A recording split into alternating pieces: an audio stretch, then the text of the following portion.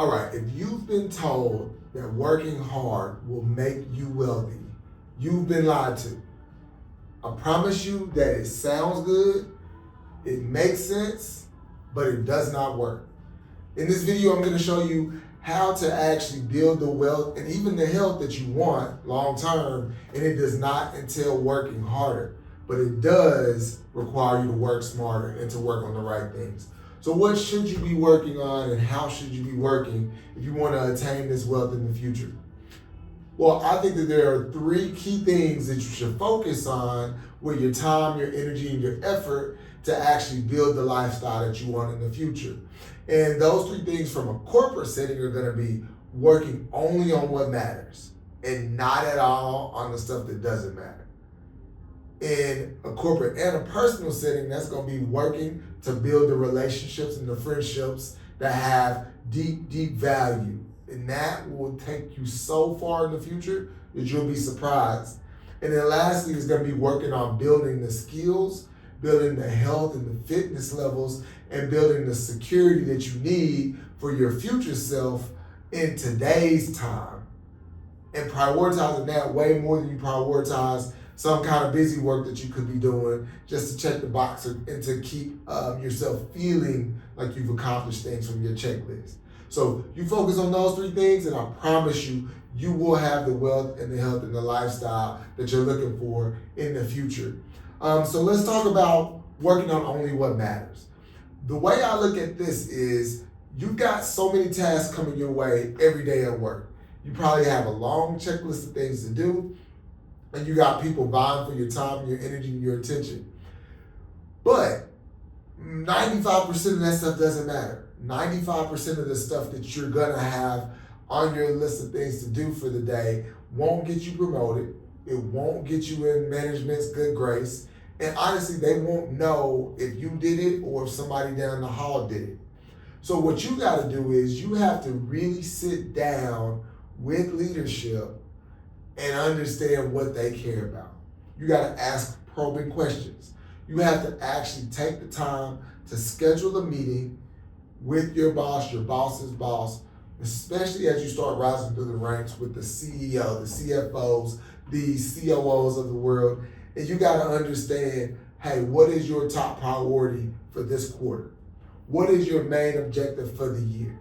You have to get that information out of them, especially if you're starting a new job. The first thing that I advise people to do when they start a new job is to literally sit down with every head of department and ask them, what is your department focused on this year? What is your top priority this month, this period of time that I have? I want to be the most impactful employee in this company. How do I do that? How do I help you?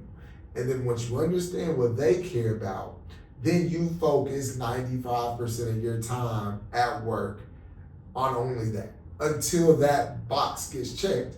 And then you find the next one thing. There's a book called The One Thing, and that book is specifically talking about this concept where you've got one main domino, and that one main domino is the most important thing. And by knocking that domino down, the trickle down effect is further success down the road. So I'll give you an example. Let's say in my job, we are working with the operations leadership and they say, hey, we really need a scorecard to judge every single store in our company. We want to understand what they're doing right, what they're doing wrong. That's a very important initiative. So what do I do and what does my department do? We've got a million things on our plate, but what we have to do is we have to say, hey, I'm going to email you. I'm going to have a conversation with you. I'm going to talk to this department chair, and I'm going to tell them all the stuff we were working on, we're not going to be able to get to it for the next month.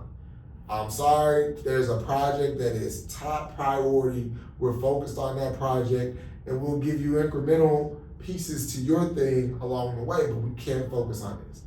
After that conversation, we're heads down. We are spending 5 hours a day working only on this scorecard. Research, analysis, deep dives, putting stuff together, making sure we test it out, but only for this one project. But ultimately, working 5 hours for this one project in an intense manner is way less time spent than working 8 hours, 2 hours here, 3 hours there, 2 hours here, 2 hours there. So in a 5 hour span on a daily basis, over a 1 month span, we would have worked less, but the impact we would have had been so much higher. Now, once you understand what they want and you're laser focused on building that out, designing that, pushing that agenda forward, then the next step is to work diligently to market and promote exactly what it is you've done. So that means the follow-up to, hey, we created this thing, is now we're gonna present this thing. We're gonna make sure it's polished. We're gonna put the extra sauce on it. We're gonna make it look visually appealing. Now we're gonna schedule these meetings and go over what this looks like, how this framework works, and you're getting this recognition. You're getting people to take notice of the fact that you found what was important, you prioritized it, you executed at a high level, and now you've packaged it up in a way that makes people remember it and have something to talk about with others. And then if you want bonus points, then you say, we want to be the team, or I want to be the person that sets up the structured cadence after that, so you can see the impact that this thing that we've designed, or this thing that I've worked on that was your top priority, to track how it's performing since we initiated it, since we rolled it out every week, every 2 weeks. You work on that, and even though it's very intense and very focused, you spend less time overall, and you get way more recognition. You get a way faster track to promotion, and promotion is gonna equal more dollars. I've seen it time and time again, and on the flip side, I've seen the workhorses that work so many hours doing a little bit for everybody and trying to keep this guy happy and that guy happy and that guy happy. And generally, everyone is pleased with their work, but they've not done anything to stand out significantly to the people that really make the decisions on who gets paid. You focus your energy on the important things that matter to the important people, title-wise, within the company, and I guarantee you, you'll make more money, you'll be promoted faster, and you'll be in the room when they start thinking about who adds value to us as a team. So that's the first thing. You work on only what matters at work. Second, you work on building, nurturing, growing relationships.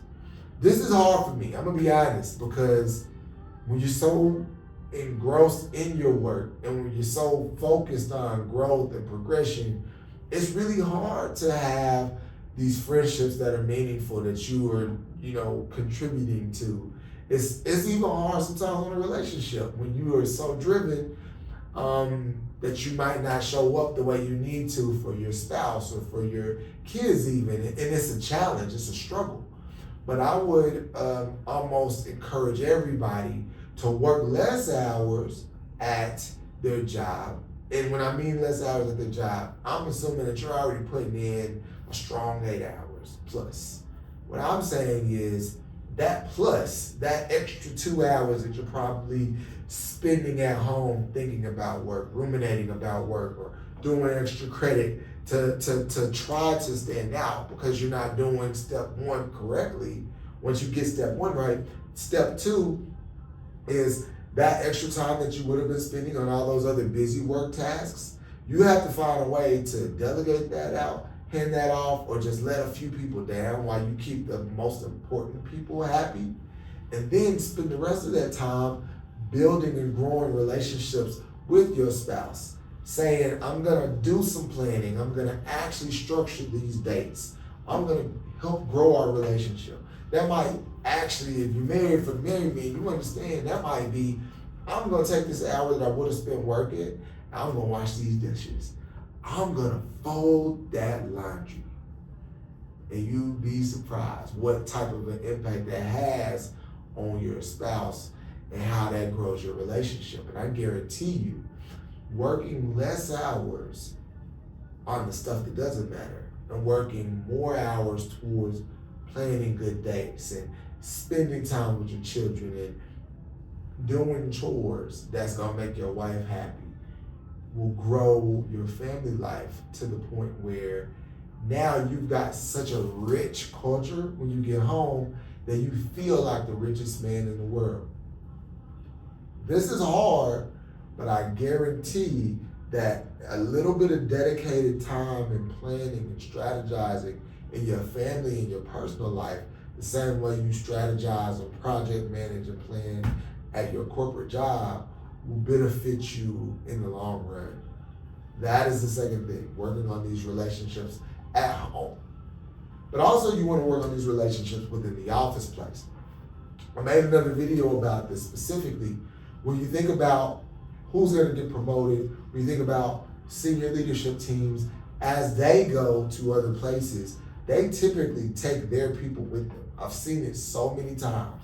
New CEO starts, within 3 months to 6 months, they're going to have a new CFO, a new chief legal, a new chief information officer, all of these people that go with them. And then sometimes even those new people bring in their all-star team.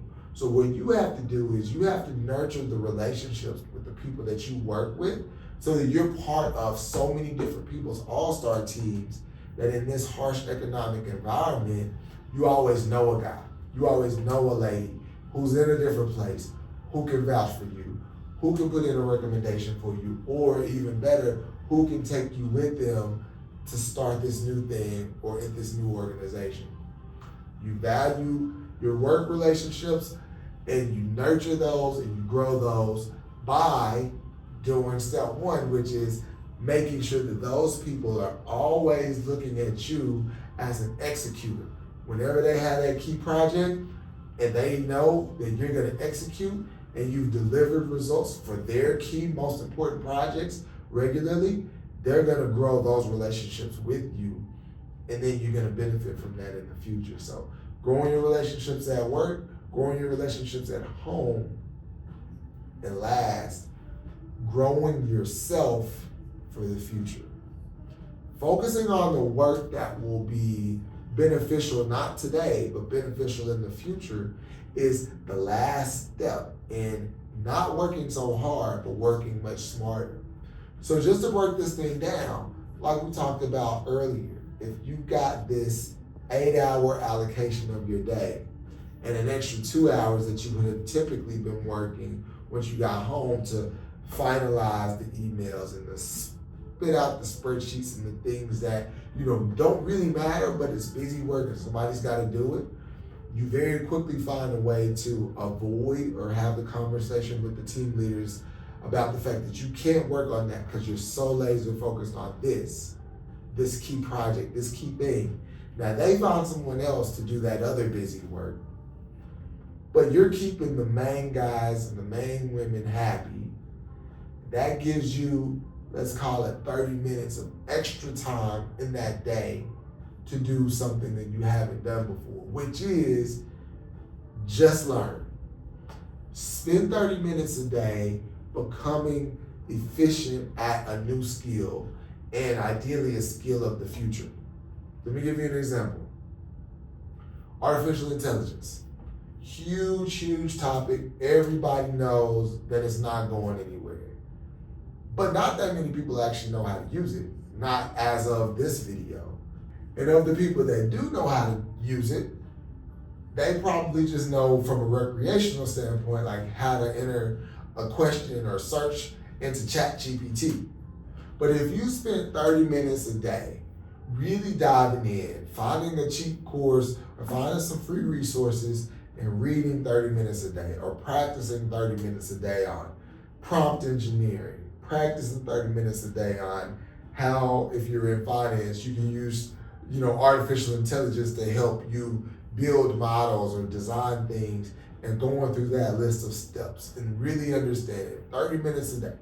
If you're in marketing or advertising, spending 30 minutes a day using the $20 version of some of these new AI tools and saying, I'm gonna go through 30 minutes a day, make a test campaign, use this artificial intelligence tool to build out this process and get very, very efficient. I don't need this skill necessarily right now, but in the future it's going to be so beneficial.